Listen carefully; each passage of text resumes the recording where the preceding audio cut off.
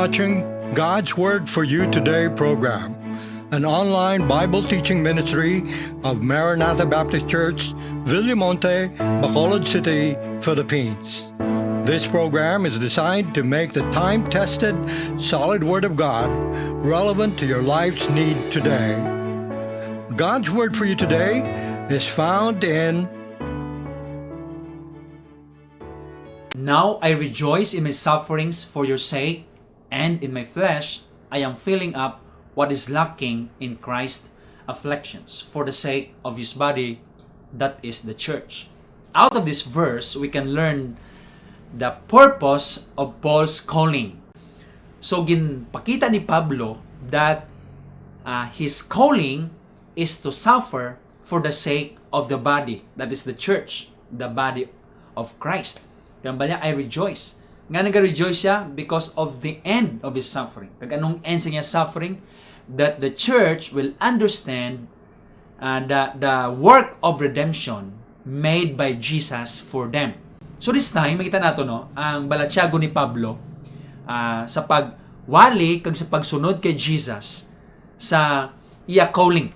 I rejoice in my sufferings. Out of these sufferings, Apostle Paul said, I rejoice. Kay makita niya ang pinaka-end sa iyang suffering. That the gospel will be preached to the body of Christ so that the body of Christ will understand the work and the grace of Jesus. And then the next line, ang bali Apostle Paul, I am filling up what is lacking in Christ's afflictions. Ang word nga filling up meaning to complete. What does it mean? Nga kulang pa ang work ni Jesus para sa iyang church, sa iyang nga body? No.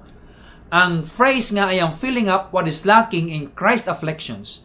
Meaning, ang Apostle Paul was willing to suffer and to fill in or to complete the work of Jesus for the church. Kag ano ni? To explain or to reveal the word of Jesus in a complete sense. Meaning, to be clear, or the message of the gospel will be clear and will be known to the body of Christ. Amo na ang busilingon sina nga ang filling up gusto nga i-clear, gusto nga i-explain, mapa-clear sa body ni Christ ang mystery, ang gospel. Kag sa verse 26 ganino, Colossians 1 verse 26, gintawag ni nga mystery, hidden for ages and generations.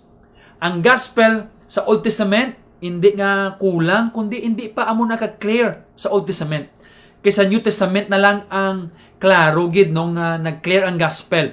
Nga ang purpose ng kamatayon ni Jesus, kung sinong object sa iyang kamatayon. So amo na ang gusto nga i-fill in or i-complete ni Apostle Pablo by preaching the gospel, to let the gospel known to his people, specifically to the Colossian church. So, una, i-deltaanay nga ang phrase nga, I am filling up what is lacking in Christ's afflictions. It does not mean that Apostle Paul was trying to complete the work of Jesus on the cross. Hindi na kay tapos na kompleto na yan. Tapos na ang ginimo ni Kristo nga kamatayon sa cross. Tapos na ang work of redemption, no? Duha ka passage sa Book of Hebrews, no? Ang supremacy ni Jesus. Hebrews 9:28. Hebrews 9:28, anong bala ni isang writer? So that Christ, having been offered once to bear the sins of many, will appear a second time, not to deal with sin, but to save those who are eagerly waiting for Him.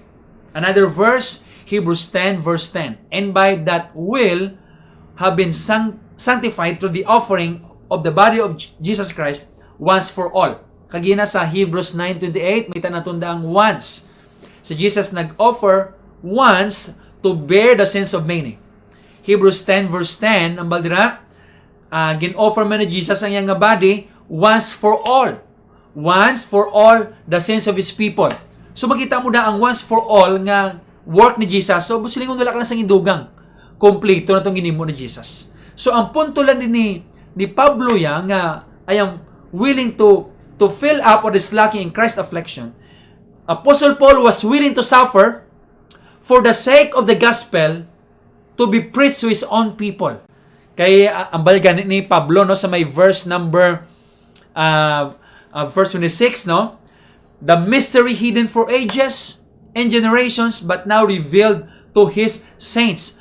To them God chose to make known how great among the Gentiles are the riches of the glory of this mystery, which is Christ in you, the hope of glory. Amo nang gusto nga itudlo ni Pablo sa ila. Kay gusto nga maging clear gusto ni Pablo nga maging clear sa ila ang ini nga mystery. Ang mystery that the Gentiles are the riches of the glory. Grabe no? Kag makita nato no, Ephesians, though similar na sa book of Colossians, gin-emphasize man na ni Pablo nga ang mga Gentile people no ginbutang sa body ni Christ kay ginpili na sila from eternity past. Amo man ni sa Colossian believers, no? Ang mga Gentile people nga they are riches of the glory of this mystery.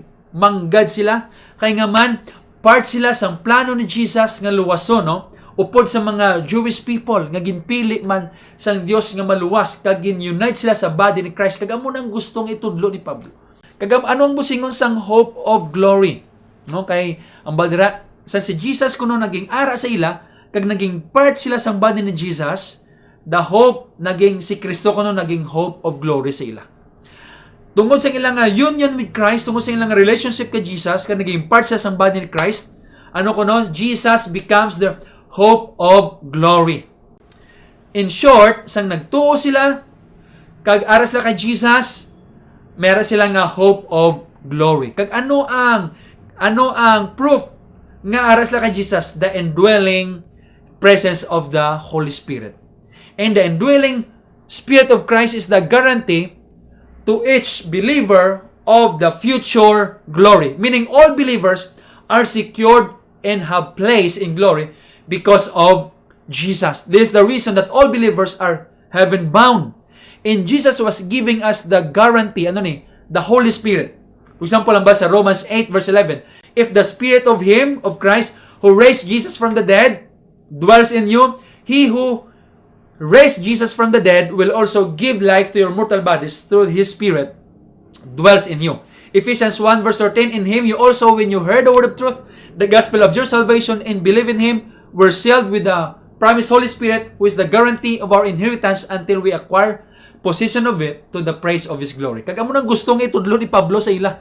Kag amo na explain niya, gintawag siya, willing sa mag-suffer, para ang gospel maging known sa ila, ka maging clear sa ila, that Jesus is in them, the hope of glory.